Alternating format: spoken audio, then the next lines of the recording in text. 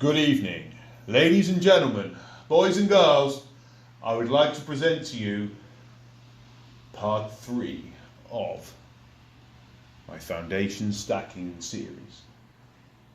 Sorry about that over the top intro. I'm just trying to cheer everyone up because it's pretty damn miserable out there at the moment. I don't know about where you are, but here in the UK, it's kind of this freezing, windy, ice cold rain. It's pretty damp and miserable. People are, I think, we were just turning a corner with COVID, and then we just had this little issue of a potentially, World War III Ukraine invasion, and I think that just kind of took the wind out of people's sails a bit. And I'm seeing it in their faces, people shuffling along the streets, looking at the floor, hoods up, looking miserable. I mean, I just don't know really where it's all going to end. I mean, you must have noticed it about. I don't see people walking along looking proud with their shoulders back and their heads up anymore. Kind of seems a bit miserable out there. And like I always say, and I'm not trying to be sanctimonious, I think we're very privileged. If you can be in a position where you're buying gold and silver and other things, essentially a lot of people would view what we're doing as kind of buying a luxuries because they've only got enough money to buy food. And those poor bastards in Ukraine having to drop everything, getting in a car or sleeping down in tube stations and just trying to get their way to the Polish border, had to leave all their possessions behind. I guess we are living the dream. We shouldn't be moaning about a bit of bad weather because somebody else is always worse off. Anyway, enough of that sanctimonious stuff. So as you may or may not know, I've been trying to keep to this one sovereign and one silver coin foundation stack thing, where I just want to keep it simple and keep building up my reserve of precious metal throughout the year. And we're in month 3. I started in January, and I bought 2. Obviously I've got 2, but I've got 1 Jubilee sovereign in January, 2nd Jubilee sovereign in February. And guess what's under this little bag? Can you guess what's under it? I bet you can't. You know what it is, don't you? Yeah, it's that. It's my 3rd Jubilee sovereign. I'll tell you what, I was lucky with this. So I paid £326 for this one, £359 for this one, and £364 for this one. Yeah, I did a quick bit of maths in my head, and it's worked out. I basically paid just under £350, pretty much, for these 3 coins over 3 months. And obviously, with everything that's going on, the gold price has gone through the roof, as you all know. I'm not going to keep banging on about that. I was seeing these things nearly touching 400 at some point. I mean, now, at the moment of making this video, gold price has come back down, actually. I've got 2 parts to this video, by the way. I've got some technical analysis after this, talking about my physical stacking and what's going on, which you might find interesting in the second part of this video. But yeah, where are we now for a sovereign? Let's just have a look at somebody.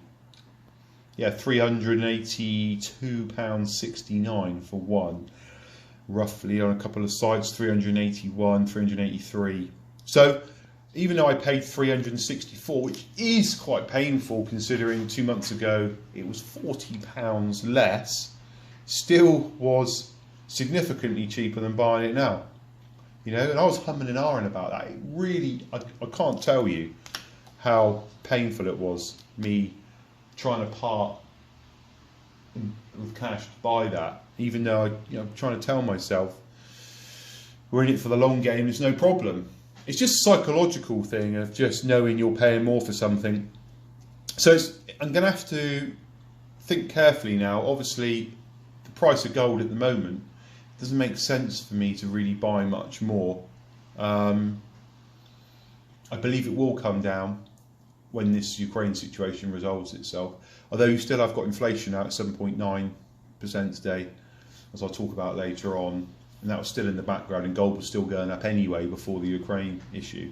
So the silver coin that I bought, just go on. You're never going to guess the silver coin that I got. You will never. You probably will. I told you I can't bring myself to buy any more Britannias or Eagles or anything else which is just too mainstream. So I ventured out and I bought this wonderful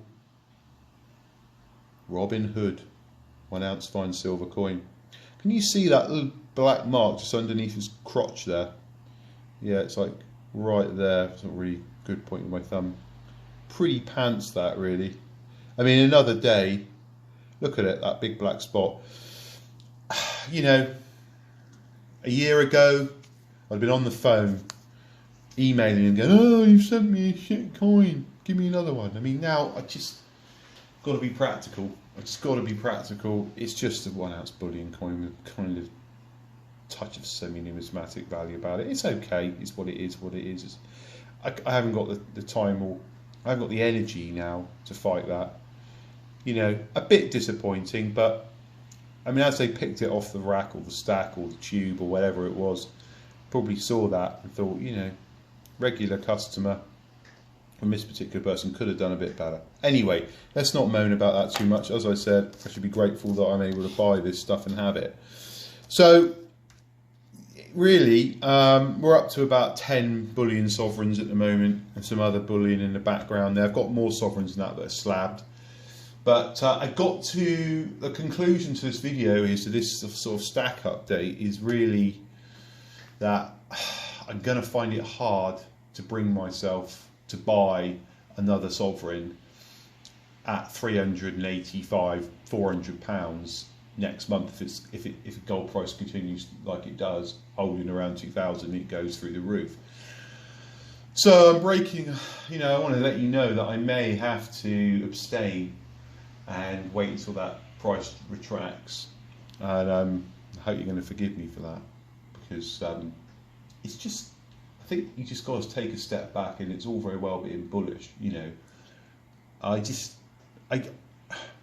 You know, is it harsh to say I would just literally be throwing money away? You know, to buy something for £350 one month and then pay £400 for it the next, when you know probably if you waited 3 or 4 weeks it would be back to 350, has to be common sense. I mean, that's fundamentally, you know, the price of the silver coin, when it's not obviously £50, but it's nearly two ounces of silver there, you know. So and obviously that money, you know, you could be putting towards some other gold, you know. That's a 1 gram gold bar, you know. But so I just hope you see my point there, that I don't think you should feel pressured to stack. It's all very well. I've realised that there's a lot of stackers and people banging on about how you've got to do this every month and all the rest of it. But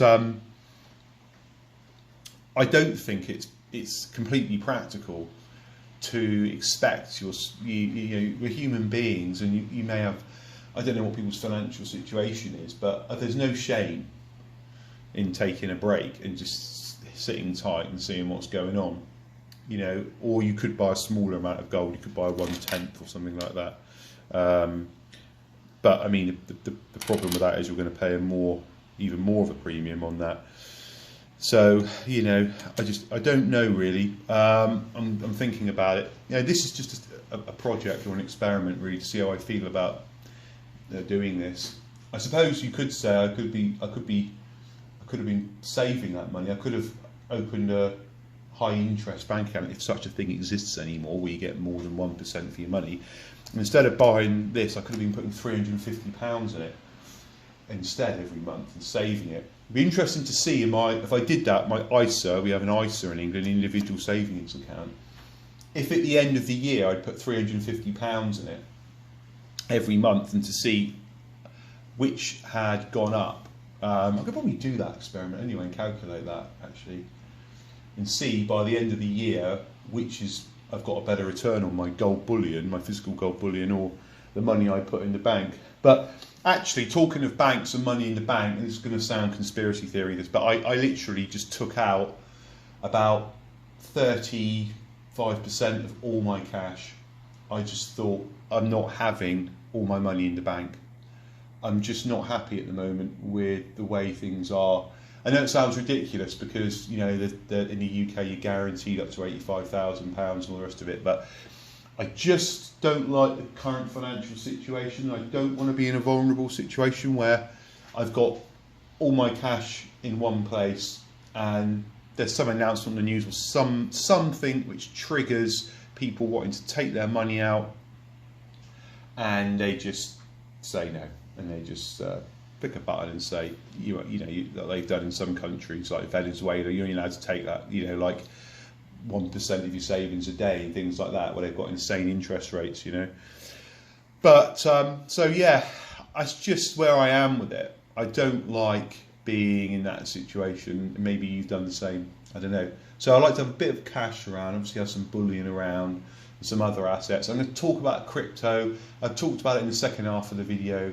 Some of the cryptos, and it's not really performed like gold. So anyway, I will leave this section of the video and let you listen to my analysis. So let's talk about the current state of commodities and what's going on. Maybe, I'm going to discuss my feelings on, where I think it's going. So obviously, unless you've been on a nuclear submarine at the bottom of the ocean locked in a wardrobe, you will know that there's been a war started by Russia invading Ukraine, and basically commodities have spiked and gone through the roof as a result of that. Now, before that even happened, before we even Putin invaded, inflation was insane. So yesterday, the CPI figures came out for the US, and inflation was at 7.9%, 40-year high. Still got all the backlog of issues created by COVID. And probably you could say that just as the world was probably beginning to turn a corner, then we got slapped back down with the Ukraine crisis. So what does it all mean? Well, obviously in the short term, there's a massive spike in volatility. Gold, silver, all the precious metals rallied. I've been studying some defense companies. They're all on the way up. Oil obviously went through the roof. We had do we have $139 a barrel at one point? And yeah, we could say as stackers, gold bugs, preppers, whatever you are, this is all wonderful for gold and silver. But, in my mind, I really think that the tailwind that's created this short and quick and hard, fast spike in these commodities probably will recede as long as World War III is off the table, which probably I think it is most likely, unless there's some tremendous red line cross like Putin somehow invades a NATO country like Poland.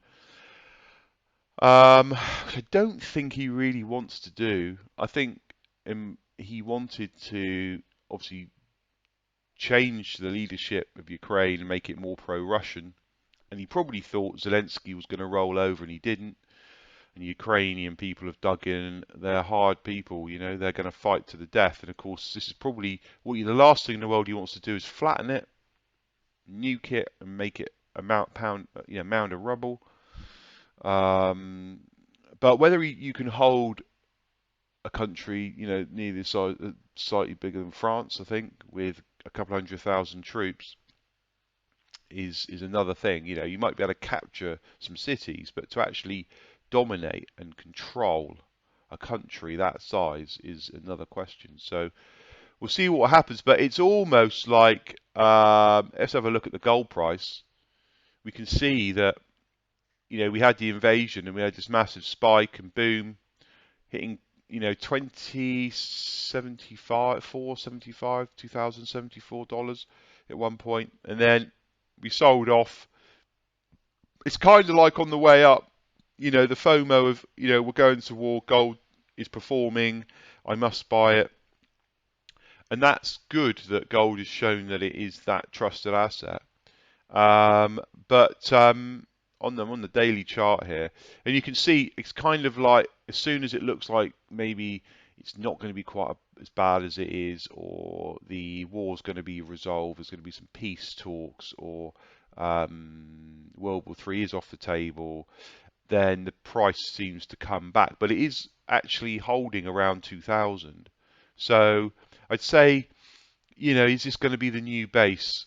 $2,000 resistance level around 1900, 1990, 1995, 2000, that sort of thing. Maybe 19 down to 1960. So 1960, 1980, 2000. Is that going to be the new area? You know, if you took all this away, the war, we've still got inflation, And here, I'm not an expert analyst on charts, but we have a 200-day moving average and a 50-day moving average. And when the 50-day moving average crosses up through the 200-day, so we've got a 50-day moving average of well over 1800, 1860, and the 200 moving day average is showing about $1,813 now. So gold is been doing what it should. It's been going up, and I think even just before this, it was beginning to really push higher and higher because of the inflation issues. And so I would say that kind of everything is exaggerated at the moment, but I feel like gold was going towards 2000 anyway. Um, Before this, this has just pushed it harder. Now, whether there'll be some massive retraction all the way back to 1800 in the next few weeks, that could well happen if it resolves itself, this situation. So the question is, will I buy gold and silver now? I probably wouldn't. I did buy some at the beginning of this month. Sorry, beginning of. Did I buy some at the beginning of this month? Yeah, I did. And I've talked about that, but obviously I did, yeah. And just it was early in the month. So this month, obviously we're early into it. By next month, April, if I'm stacking monthly, the gold price could be right back down there, back down to 1800 again. That doesn't mean that in any way um, that it won't go back up to 1900, 2000 with the inflation pushing anyway and more war issues. I mean, the way I see it is this war is not going to be short and sweet. It's not going to be ending soon. Let's look at the fundamentals here, that we've still got all the issues we had before. Even if we were turning a corner, we've got massive inflation. And to get back to the target figure of 2% inflation, which is what most countries want around that figure, we're at like 8% basically. That's a long way off. It's not going to come down this week, next month, or in 6 months, is it? So you could say at least the rest of this year we're going to have some inflation issues, which is going to drive the price of gold. And what can they do to fight that? Put interest rates up, but you can't put interest rates up too much because inflation's high. Nobody's got any money. You're going to crush people. And really, putting it up 50 basis points is just it's pissing in the wind, to be perfectly blunt. I don't think it's really going to do much. So if you've got $100,000 in the bank, they're saying we're at 7.98% inflation. Really, we all know it's more. It's more like 10%. You're just losing. If you've got $1,000 in the bank, you just lost $100 next year of spending power, just like that. Boom, gone. Your money's being taken away through this inflation. Your spending power, your ability to buy things in the future for you and your family. So gold, that's gold really. So in a nutshell, I'm probably not buying right now. I'm going to wait and see what happens, because if it goes 2100, then 20, and it looks like there's no way back ever to 1800 for a long time, then maybe I'll continue buying. But I just want to see this flesh out, see what happens in the next few weeks in terms of the Ukraine situation, and whether that resolves itself and brings it back down to a more manageable thing. So silver's gone up. Obviously, we're trundling around 2200, $22, $23 range, and then boom, Ukraine war. We're hitting 26, just shy of 27. Hasn't, I mean, it's good that it's up. Didn't hit near all-time highs like gold did again. Didn't really smash it like I thought it might have done. Silver does lag gold in its performance, and when it goes like hell. So we could see $30 silver soon. It's just kind of a bit wet, actually, so to speak, in its performance in my mind. I did think it might have hit, 28, 29, close to that $30 mark a bit sooner, but it didn't. And I don't know enough about silver. I suppose it's kind of earlier on last year. Silver didn't perform at certain points the same way as gold did. People were speculating that silver's like decoupled from gold. It's not following it historically like it does, but it's probably too early to say, really. I mean, it is up, and that's good. Again, it's good. And is it just going to come back down? And whether it comes all the way back down to sort of $21, $22 range again is remains to be seen. But I don't really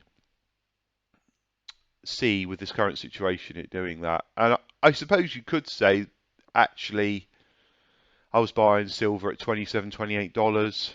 I bought a lot of that. I bought quite a lot at 22, 23. I bought this kind of, $25 silver's still not the end of the world, really, to me. I don't think it's a terrible price because of probably where we all know it's going to go in the future. Electric vehicle demand.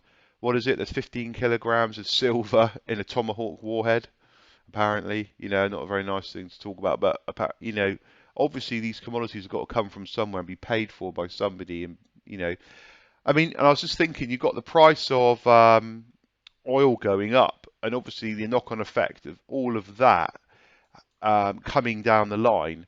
The miners to mine gold and ore and minerals and to deliver all these goods and services, the amount of oil that's used is off the scale, and all these people are going to be putting their prices up, which is surely going to drive everything through the goddamn roof. So this is insane. I mean, I wouldn't be surprised if you did see something insane like $2,100 gold, you know, if things do carry on. No trouble at all. No trouble at all. Question is, do you sell? Do you go, well, actually, I bought some stuff, I bought some gold down here, 1800, and I'm making $200, $300, $400 profit on these. It's not what you're supposed to do. But, I mean, let's face it, if you can buy something at 1800 and sell it for 2200, 2100, that's pretty damn good. And then you're prepared to sit it out, let the price come back down when this situation resolves itself, and then pick up some more. I mean, is that a stupid thing to do? I don't know. I really don't know. Of course, the million-dollar question is if you sell it and it doesn't come back down, you'd be probably gutted. But, that's the game we're in. That's why I just generally hold. And the interesting final thing I'll talk about is Bitcoin, because basically Bitcoin hasn't performed like everyone says gold should.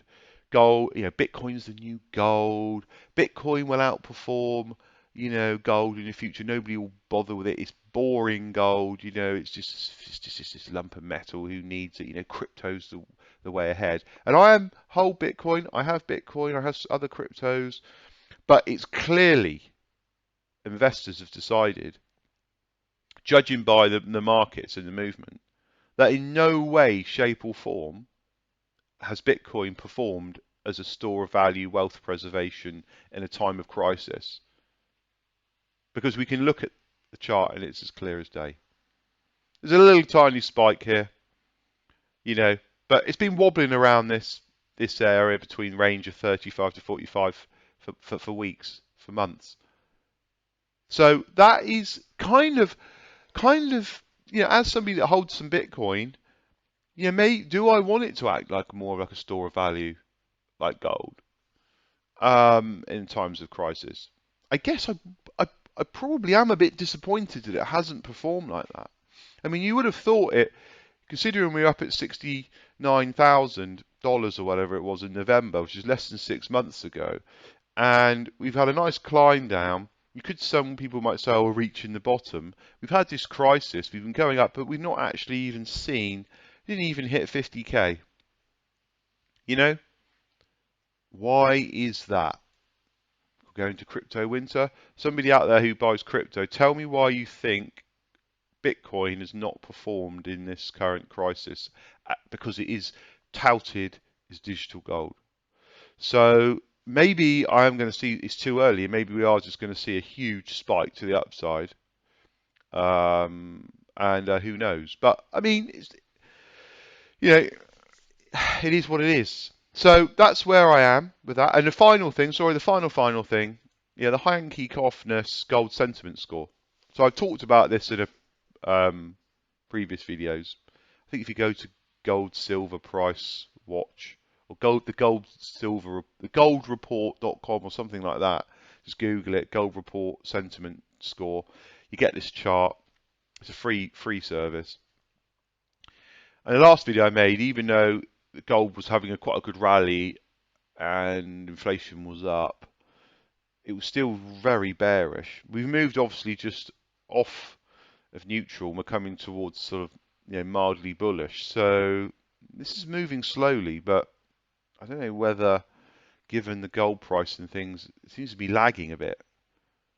I mean, whatever you say, I mean, we know that gold price spiking now is driven by the markets reacting to the Ukraine thing. But I still would have thought it is still bullish. People are buying. You look at gold sites, there's missing stock. Silver's getting short. Coins are not available that nearly always are. I'm seeing, certain sovereigns, so it is happening.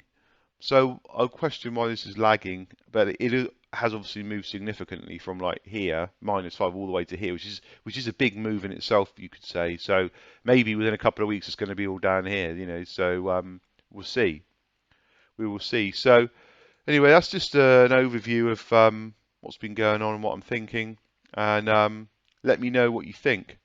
Like I say, we all want our stack to go up and be worth more, but I don't really want it to be going up at the expense of a war.